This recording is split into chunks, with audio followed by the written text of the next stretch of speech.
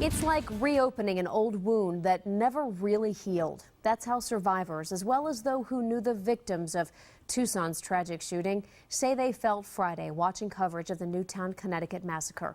Tonight, as the country rehashes those safety debates, members of the January 8th memorial group say the solutions may be more elusive than ever.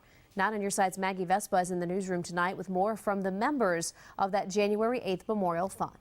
That's right, Jennifer. This group, along with others dedicated to memorializing the lives lost on January 8th, 2011, have made it a practice to stay out of the politics. That includes gun control, mental health, and so on.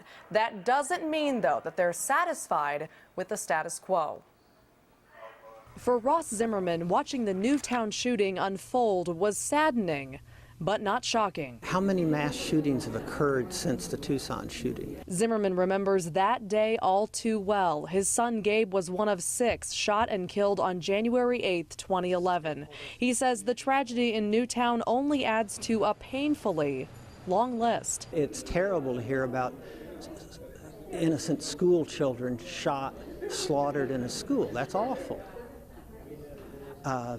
But that's no worse than the horrible things that happen in Aurora or at Columbine. We don't want to send any more letters to a community that becomes part of our fraternity of communities harmed by senseless shootings. Today, as members of the January 8th Memorial Fund came together to ask for the public's help in planning a tribute, the politics of preventing these tragedies remained a puzzle. When anyone talks about gun control, it brings up a lot of legislative history, community history, personal passions about Second Amendment.